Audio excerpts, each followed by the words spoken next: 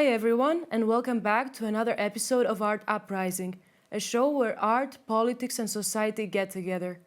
Here, we're going to be discussing how art throughout history has impacted the political sphere, how art has mobilized people to get out on the streets and protest, and how political movements have benefited from it. Today's episode is going to be a bit paradoxical. Instead of focusing on the creation of art, we're going to be discussing the destruction of artworks by climate activists and how this has come to serve as a political statement in today's world. Main question of the day will be, how effective is this political statement actually? Today, here with me in studio, I have Professor Robert Huber from University of Salzburg. His research mainly focuses on populism and climate change, and together we're going to be discussing how art can be used as a weapon against climate change. Hello, and welcome. Thank you for the invitation. Of course, thank you for coming. Before we start with today's episode, I'd like to take a moment and learn more about you and your research. So, as I said before, your academic work focuses on populism, climate change, and the challenges those forces pose to liberal democracy. What inspired you to explore this intersection? I think we live in times where we have liberal democracy as an institution that is quite important for our daily lives, right? The freedoms we enjoy and the participation in political processes that we can take part in. And increasingly, this liberal success story that we've seen over the last 50, 60, 70 years, in Europe at least, has become much more under pressure and different pressures, partly related to globalization, partly related to political actors and other political phenomenon, but also things like climate change. And I find this quite interesting to understand better why these different phenomena challenge liberal democracy, but also potentially what we can do about this and how we can make sure that not only our lifestyle is sustainable, but also our society is sustainable. So this is what fascinates me. Okay, that's really interesting. It's a broad question, but what are your key findings regarding climate change, and how do you think that climate change is communicated in the public sphere? So maybe I would not say those are my key findings, but this is what maybe the data tells us. When we look at climate change in Europe, it is not that people don't believe that climate change exists, right? If we think about conceptualizing climate change in a way, we can think of like denial as one extreme form, right? People saying climate change doesn't exist, or it exists, but this is just a natural process, or it has no impact on our lives. People quite rarely make these arguments these days. Particularly the denial argument is not really made at all, as in the trend of climate change doesn't exist. That's really on the outskirts. Maybe in the US this is more prevalent, but in Europe that's really in the single-digit % of individuals saying that they don't believe that climate change exists.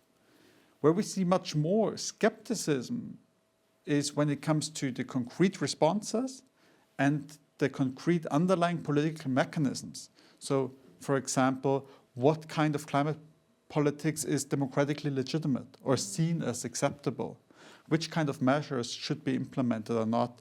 This is where we see much more skepticism. So it is not so much about people disagreeing that climate change per se does not exist, but much more about the nuances on what we need to do and how we do it and how we implement this.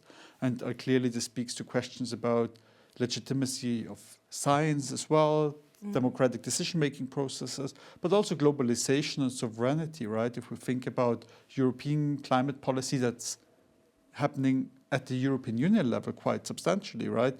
And of course, this also changes the underlying democratic legitimation strategies quite substantially. So I think this is an important aspect, first of all.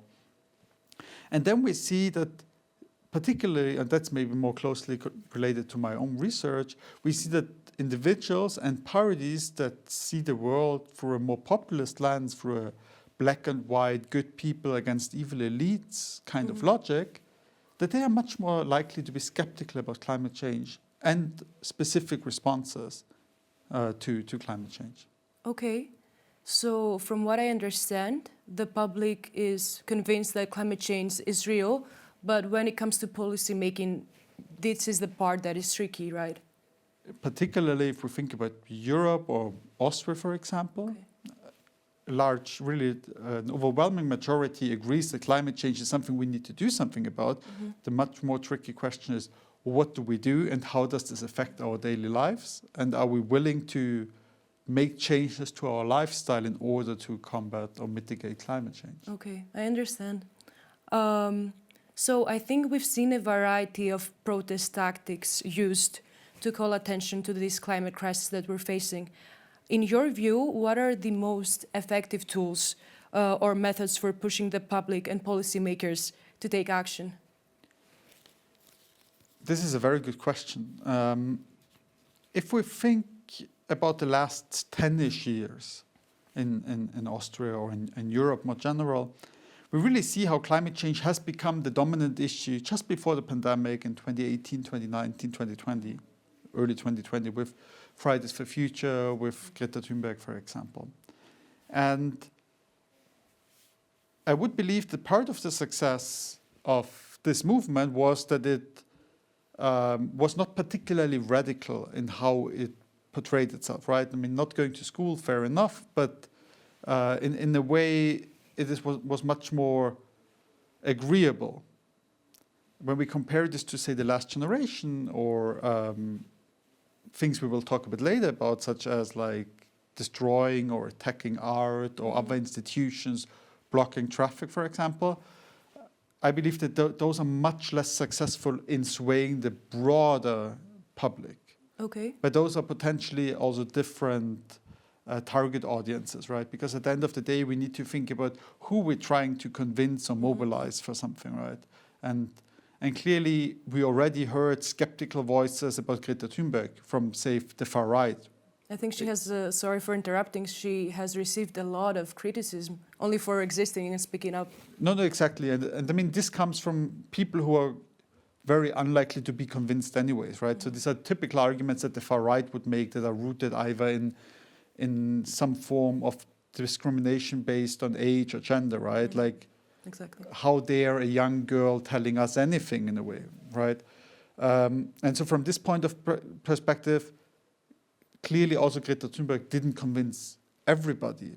But of course, the question also is, do we need to convince every single individual in the country in order to put forward more far-reaching climate politics? Probably not, right? Because part of the beauty of democracy is that a solid majority gets to decide things and set the agenda in a way, right? So even for Fridays for Future and Greta Thunberg, there were certain individuals that were very unlikely to be convinced by her protests, right? And this was potentially also not really the strategy here to convince everybody. The more radical these forms of protest get, I believe the less likely it is to affect the broader public, or if anything, creates rather a backlash rather than convincing people that they should now act, because it may not align with their view of how political protest should be conducted, or it may combine different messages that may or may not appeal to the wider public. Okay, I understand. I think you've already touched some of the topics that we're going to discuss later. And I keep from your response that you think that a movement such as Fridays for Future was an effective tool, an effective way to protest against climate change. It is always tricky to precisely estimate how big the impact was, of course, right? We can look at some indicators such as which parties won in this time period, for example. And this was clearly a time period in which left-leaning green parties were quite successful, partly because the salience of the topic climate change massively increased. Right? And fair enough, during the pandemic, different topics became salient, such as health, through the Russian invasion, security questions, but also inflation, for example, economic development, right? So in a way, it's quite hard to estimate is it really the Fridays for Future that allowed the Green parties to be much more successful? But they definitely played a part in making the debate more about climate-related issues, which is clearly an issue in which the Green Party potentially can excel because it has a very credible claim to positions here, right? At least to some voters. So we need also the right circumstances, I understand, in order for a protest tool or movement to be effective. So as we've talked about before, today we're going to examine the actions of climate activists, particularly by Extinction Rebellion and related movements, when it comes to art-based disruption to generate public attention and media coverage. Here I have some notes with me and some examples of incidents of art-based disruption, and we're going to go over them. But before that, I have a general question, and I want to ask you, how do you view the use of art as a protest tool in the climate environment? And do you think that it can be an amplifier, or do you think it alienates the public? I mean, art in the more general notion has always been a mirror for society that allows citizens to reflect on different perspectives and discussion points. And I mean, we don't have to look at contemporary art. We can go back 200, 300, 400 years and we see similar themes, right? So in principle, that's part of the role of art to reflect on societal questions, right? So from that point of view, I think it can be a facilitator, but we should also not expect art to change everything in a way, right? And clearly then art also speaks to certain individuals, but there are also different forms of art that speak to different audiences. Okay, perfect. It's nice to think about how art is made by people and it's used for political purposes, and it has always been like that, with songs, movies, and... Yeah, we need to reflect on different actors here, right? I mean, because artists already may have certain messages they want to convey, but then also other political actors or societal actors may want to use art to highlight certain aspects, to reflect on certain things, right? I mean, we've seen installations that emphasize the role of climate change, right? By portraying an ice block and how it melts, for example, right? This can be a tool to emphasize certain societal processes that may not be as easily visible, right? And of course, art can also be, quote unquote, misused or abused in a way, right? If we think about Donald Trump's use of certain songs, right? Born in the USA, for example. Oh, yes. Right, where You're right, we may potentially also think about how art could be used for a different purpose than the artist initially intended. Okay. So let's dive into today's topic. I'm gonna quickly go over some of examples, and later we're gonna talk about it. So, for example, in October 2022, Extinction Rebellion activists glued their hands to the glass protecting the massacre in Korea by Picasso at the National Gallery of Victoria, with a banner reading "Climate chaos equals war and famine." In 2023, on November, we have the destruction of Christie's auction in New York, with protesters stormed in the auction screaming, "No art on a dead planet." Many incidents from summer till fall 2022 of Just Stop Oil activists throwing tomato soup, for example, in prestigious artworks, for example, Van Gogh's. In Amsterdam, a more recent example in 2024, we have Extinction Rebellion activists occupying the Rijksmuseum, using smoke and banners, denouncing ING Bank's sponsorship as art washing. And the most recent example I have here is on Earth Day this year, 2025, Extinction Rebellion activists interrupted a New York City ballet performance, shouting climate slogans and spraying graffiti. So, in my opinion, these actions fall within the broader tradition of civil disobedience. From a political science perspective, do you think that they actually fall within this tradition, or do you think that they cross a line? It depends. And as every political scientist would probably say, it depends on how we define civil disobedience, right? Usually we see this as violating certain norms and laws for moral reasons, but in a more activist but non-violent way, right? So this already brings forward the question, what's violence here, right? Is destroying something part of violence or not, and where do we draw the line? And I don't think there is one right way of defining this, right? So that's one part. But then, of course, they may very much fall in line with some of these aspects, right? Because a certain form of disruptive action, such as, you didn't mention this, but not only gluing oneself to, say, art, but maybe also to a street, for example, may not harm anybody directly, at least physically or through violence, but nonetheless emphasize certain topics in a way. So I think to some extent we can categorize them as forms of political participation that fall into the category of civil disobedience.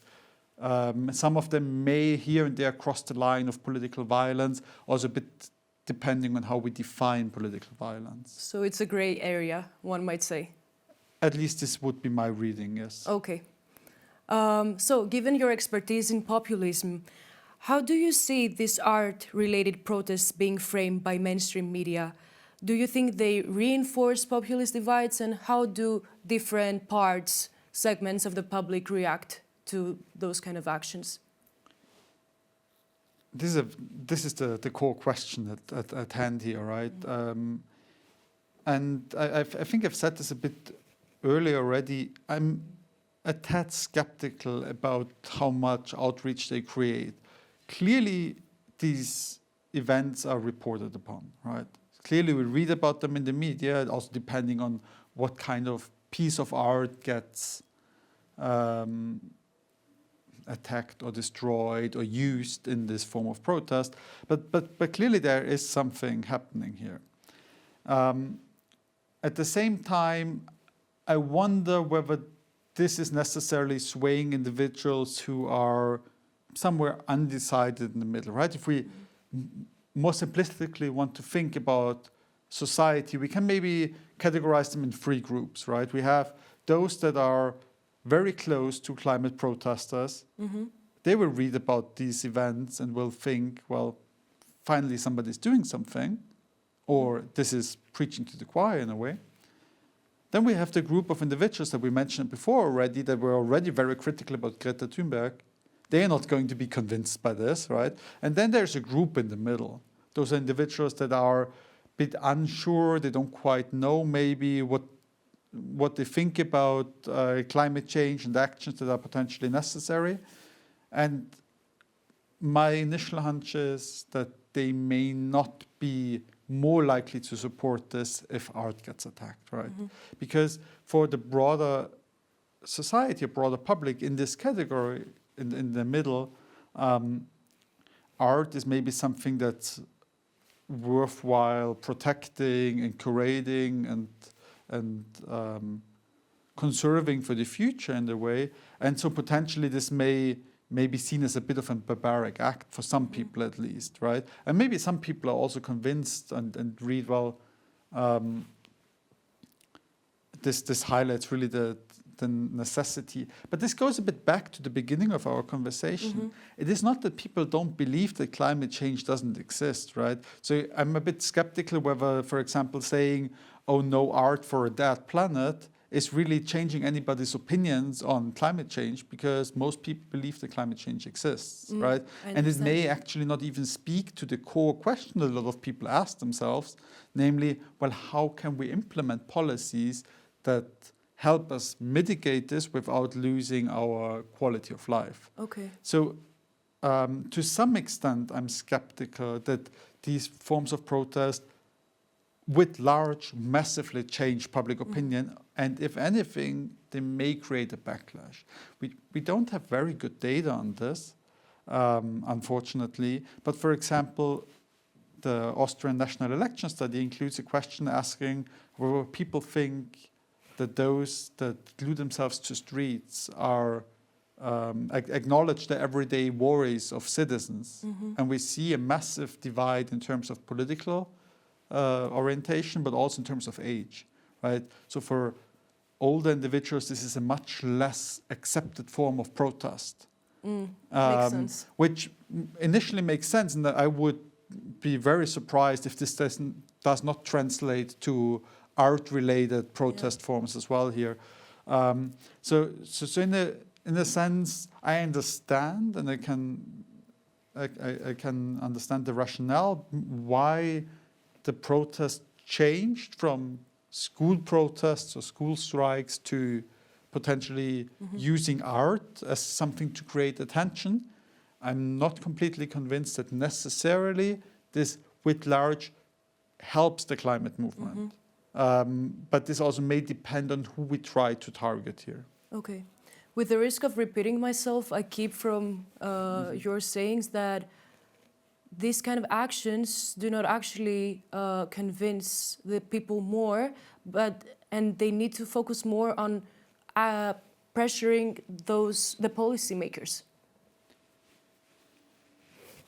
Sure. I mean, at the end of the day, there are at least two relevant actors here, right? We cannot mitigate climate change without convincing citizens that it's necessary. Yeah. But they are already convinced, as you're saying. They are already convinced that climate change is a problem. They may not be convinced or entirely sure how to achieve this, right? With which policy measures, right? I mean, if we think this through from a policy measure perspective, the most effective way would be to ban flights and cars, right? It's true. Seems quite unrealistic, right?